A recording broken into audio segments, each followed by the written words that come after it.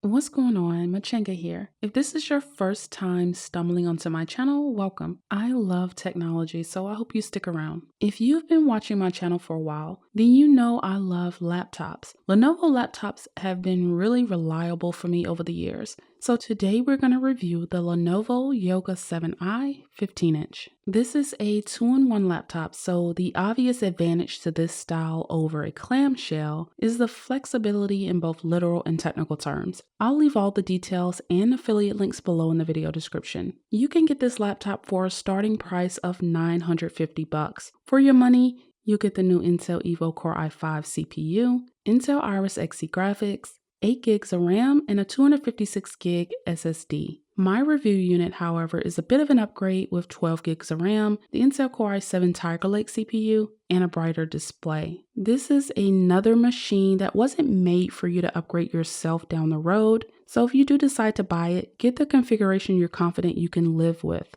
Luckily, there's Wi-Fi 6 and Bluetooth 5 on board, so you don't have to worry about replacing that module in the future. Let's take a quick look at the ports. On the right, you'll find the power button and 2 USB Type-A ports. On the left, we have 2 Thunderbolt 4 ports and the headphone microphone combo jack. It really would have made this a more well-rounded laptop for me as a creator if there was an SD card slot and an HDMI port. But having 2 full-featured Thunderbolt 4 ports makes the blow less painful. You can't ask for everything on a convertible Ultrabook.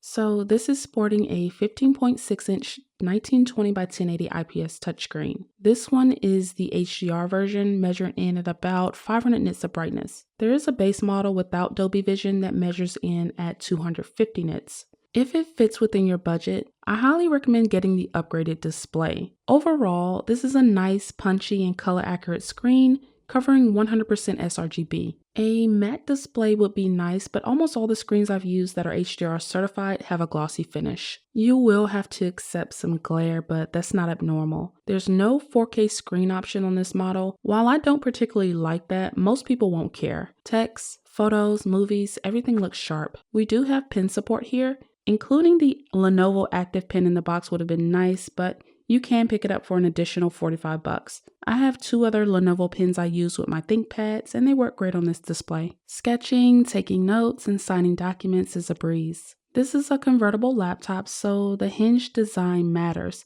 I haven't had any creaks or pops, so using this in tablet mode or tent mode is no issue. I can't properly comment on durability after just a couple of months of use, so ask me in another 6 months or so how it's holding up. Right below the display, we have the user-facing Dolby Atmos speaker system. It's 2 2-watt speakers and they sound good. They get loud and don't suffer from that muffled sound you get from a lot of bottom-firing speakers. There's no mind-blowing bass response, but for watching movies and casual music enjoyment, they're more than adequate. The 720p webcam here is not Windows Hello enabled. Other than that, it's a normal laptop webcam that will get you through your video calls, and it does have a privacy shutter. If you want to use Windows Hello, we do get the fingerprint reader here on the palm rest. It works well. I actually like this keyboard. It's full-sized and it's backlit. It even has the number pad, which is missing on a lot of laptops this size. As for the typing experience, it's not a ThinkPad keyboard, but it has good key travel. It doesn't feel too shallow. Even with the number pad here, it doesn't feel cramped at all. I like it. So the trackpad glides smoothly and it clicks in the places you expect,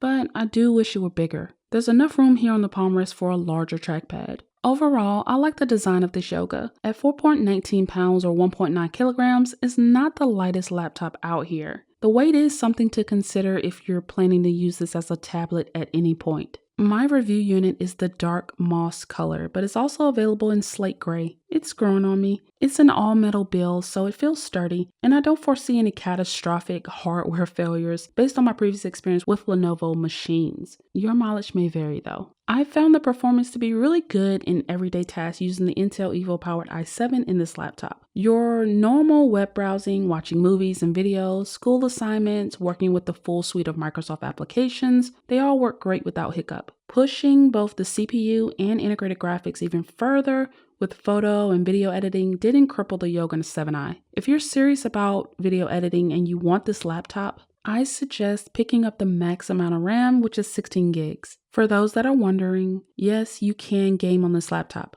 Of course, the Intel Iris Xe graphics won't offer performance like a dedicated GPU, but casual gamers can enjoy playable frame rates on a lot of games. Almost every thinner profile laptop will have some compromises, so that's nothing new. If you're a student, a parent with a student, a working professional, or just a consumer that wants an ultrabook with good battery life, this one has a lot to offer. Speaking of battery life, I consistently get 10 hours out of this one. It's a 71 watt-hour battery, and as long as I didn't max out the brightness, it was consistent. My testing of battery life isn't scientific. I just go through a normal real day in my life, whether I'm doing class assignments or working my 9 to 5 from home. Once the battery does get low, you can use the included 65 watt charger that does support rapid charge. You will hear the fans when they kick in during any heavy task like editing video. In my opinion, the fans are effective for handling the thermals, and I didn't experience thermal throttling that was noticeable in my workflow. Like I mentioned, there are some improvements that could be made in upcoming models. A larger trackpad, a 4K display option, and maybe even an SD card slot. But I still recommend this machine at this price. Plus, Lenovo is always having some kind of sale on their website. Just remember, if you decide to pick this laptop up, you will have to buy the active pin separately if you want it. I'll leave the affiliate links below for you to check out. That's gonna wrap it up for this one. If you like this video, hit the like button. If you feel like it, jump down in the comment section and let me know you like it. If you haven't already and want to show your support, don't forget to subscribe and make sure you tap the bell icon so you'll be notified every time I post new content. Thanks so much for watching, and I'll catch you in the next video.